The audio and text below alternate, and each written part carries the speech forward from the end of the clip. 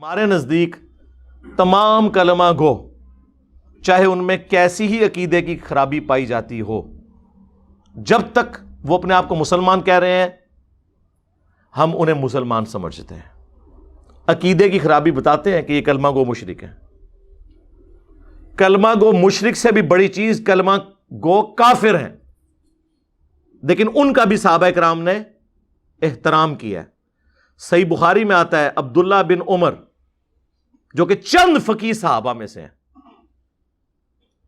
بخاری مسلم میں الفاظ ہیں عبداللہ ابن عمر رجل صالح، نیک مرد عبداللہ ابن عمر۔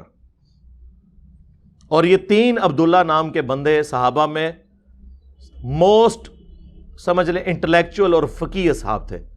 نمبر 1 عبداللہ ابن مسعود، نمبر 2 عبداللہ ابن عمر، اور نمبر 3 عبداللہ ابن عباس رضی اللہ عنہم اجمعین وعلیہم السلام اجمعین۔ ان میں سے ایک عبداللہ بن عمر بخاری میں امام بخاری خوارج والے چیپٹر میں لے کے آئے ہیں اس حدیث کی ہیڈنگ کے اوپر کہ عبداللہ بن عمر مخلوق میں سب سے بدترین خوارج کو شمار کرتے تھے، کیونکہ وہ کافروں والی آیات مسلمانوں کے اوپر لگایا کرتے تھے۔ اور مسلمان کون؟ صحابہ کرام۔ عبداللہ بن عمر خوارج کو بدترین مخلوق کیوں شمار کرتے تھے؟ کہ وہ صحابہ کرام کو کافر کہا کرتے تھے۔ تو خوارج ہو گئے کلمہ گو کافر، اور کافر بھی ایسے جو صحابہ کرام کو کافر کہہ رہے ہیں، لیکن وہ والے کافر نہیں جو یہود و نصارہ والا کافر ہے۔ کیوں؟ سنن الکبری البیہقی میں موجود ہے کہ عبداللہ بن عمر خوارج کے پیچھے نماز بھی پڑھتے تھے، ان کے سلام کا جواب بھی دیتے تھے، اور خوشبیہ کے پیچھے بھی۔ خوشبیہ کہتے ہیں مختار سقفی کے ماننے والوں کو۔ لہٰذا یہ جو انہوں نے ڈھکوسلا مچایا نا کہ مختار سقفی نے جو ہے وہ دعوی نبوت کیا تھا، وہ تو فارغ ہو گیا۔ اگر اس نے دعوی نبوت کیا ہوتا تو عبداللہ بن عمر اس کے پیچھے نماز پڑھتے؟ چونکہ قاتلین حسین کو کیفر کردار تک پہنچایا تھا نا مختار سقفی نے، تو انہوں نے پھر اس سے بدلہ اتارا، اس طرح کا جھوٹا بلیم لگا کے اس کے اوپر۔ تو اس میں الفاظ ہیں سنن الکبری البیہقی میں، حالانکہ خوارج مسلمانوں کو قتل کر رہے تھے، عبداللہ بن عمر فرماتے تھے جب تک ان کی مساجد سے حی علی الصلاۃ حی علی الفلاح کی آوازیں آئیں گی ہم ان کے سلام کا جواب بھی دیں گے، اور ظاہر ہے کہ حی علی الفلاح کا جواب بھی دیں گے، اس سے مراد نماز پڑھنا ہے، صرف اذان کا جواب یہ تو نہیں ہے، پریکٹیکلی جواب ہے۔ لیکن اگر یہ ہمیں کہیں گے کہ ہم اپنے مسلمان بھائیوں کو قتل کریں تو پھر ہم ان سے الگ رہیں گے۔ تو وہی عبداللہ بن عمر جن کے بارے میں بخاری میں آیا وہ کہتے ہیں کہ خوارج بدترین مخلوق ہیں، انہی کے بارے میں سنن الکبری البیہقی میں آیا وہ ان کے پیچھے نمازیں پڑھتے ہیں۔ تو نماز کس کے پیچھے وہ پڑھ رہے ہیں؟ کلمہ گو کافروں کے پیچھے، جو صحابہ کرام کو اس زمانے میں کافر کہتے تھے، اور عام صحابی نہیں، مولا علی علیہ السلام کو۔ آج اگر کوئی صحابہ کرام کے بارے میں بکواس کرتا ہے تو آپ اس کی علمی اصلاح کریں بجائے اسے کافر کہنے کے۔ یہی سبق ملا نا اس سے، اور کیا ملا؟ مولا علی سے پوچھ لیں، المصنف ابن ابی شیبہ میں مولا علی سے پوچھا گیا یہ خوارج کیا یہ کافر ہیں؟ انہوں نے فرمایا یہ کافر نہیں ہے، یہ کفر ہی سے تو بھاگے ہیں، انہیں یہ گمان ہوا کہ میں کافر ہو گیا ہوں تو مجھ سے دور بھاگے ہیں، تو یہ کافر کیسے ہو سکتے ہیں؟ ایڈا جگرا ہے کسی دا، اے مولا علی دا ہی جگرا ہے کہ مولا علی کو جو کافر کہہ رہے ہیں، مولا علی کہہ رہے ہیں کہ یہ مجھے جو کافر سمجھ رہے ہیں نا، تو یہ دلیل ہے اس بات کی یہ کفر سے نفرت کرتے ہیں کہ مجھے بھی نہیں انہوں نے چھوڑا۔ انہوں نے تو بخاری مسلم کی حدیث فٹ نہیں کی کہ جس نے مسلمان کو کہا کافر تو کفر اس کی طرف لوٹ جائے گا۔ انہیں پتا تھا یہ تعویل کی غلطی کی وجہ سے کہہ رہے ہیں۔ آج بھی اگر کسی صحابی کو کوئی کافر تعویل کی غلطی کی وجہ سے کہتا ہے تو کفر اس کی طرف نہیں لوٹے گا، اور اگر جان بوجھ کے کہتا ہے سمجھتے ہوئے کہ وہ مسلمان تھا، وہ تو صحابہ کو تو چھوڑ دیں، آج بھی کسی ایک عام مسلمان کو بھی کوئی کافر کہہ دے تو وہ کافر ہو جائے گا۔ اس مسئلے کو سمجھیں۔ میری بعض لوگوں نے بات اچھالی کہ جی آپ نے کہا تھا حضرت ابوبکر کی صحابیت کا انکار کرنے والا جو ہے وہ کافر ہے، اور دوسری طرف آپ کہتے ہیں کوئی گالی دے تو وہ کافر نہیں، ان کو کافر بھی کہے تو کافر نہیں۔ یہ علمی بحثیں ہیں بھائی، بخاری مسلم دونوں میں حدیث ہے۔ ابن ابی بلتہ نے نبی علیہ السلام کی جب مخبری کر دی تھی، کافروں کو بتا دیا کہ حضور مکے پہ چڑھائی کرنے والے ہیں، نبی علیہ السلام کو اللہ نے وحی کے ذریعے بتایا، مولا علی کو بھیجا، انہوں نے اس عورت کے جوڑے سے وہ خط برآمد کیا، اور جب وہ خط آیا نبی علیہ السلام کی بارگاہ میں، حضرت عمر نے کہا یا رسول اللہ اجازت دیں میں اس منافق کا گلا کاٹ دوں جس نے آپ کے ساتھ یہ غداری کی ہے۔ حضور نے فرمایا عمر چھوڑ دو، اصحاب بدر کی اللہ نے اگلی پچھلی خطائیں معاف کر دی ہیں۔ نبی کا غدار، اور نبی اس کی تعویل کیا کر رہے ہیں کہ یہ دنیا کی محبت سے مغلوب ہو کے اس نے کیا، یہ منافق نہیں ہے۔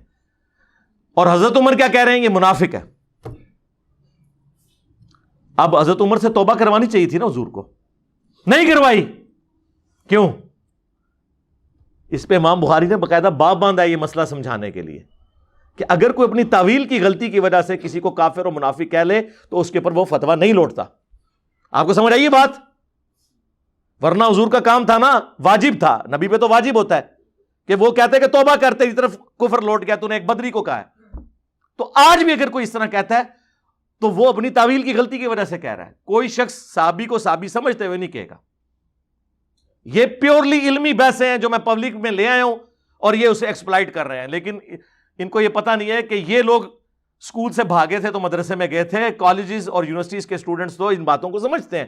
یہ کتنی لاجیکل گفتگو ہو رہی ہے۔ تو مولا علی نے کہا یہ کافر نہیں ہے۔ پوچھا گیا منافق ہے؟ کہا قرآن تو کہتا ہے منافق تو اللہ کا ذکر بڑا تھوڑا کرتے ہیں، یہ منافق بھی نہیں، یہ تو اتنی لمبی نمازیں پڑھتے ہیں۔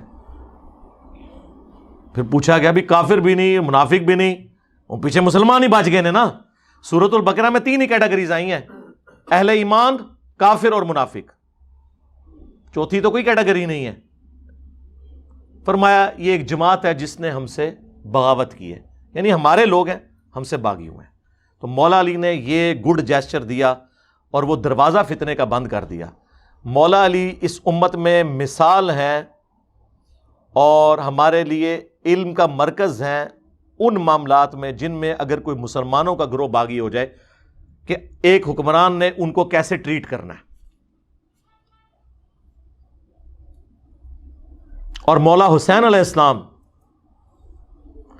اس چیز میں امت کے امام ہے کہ اگر مسلمانوں کا حکمران باغی ہو جائے تو رعایا نے کس طریقے سے اس کو ریئیکٹ کرنا ہے۔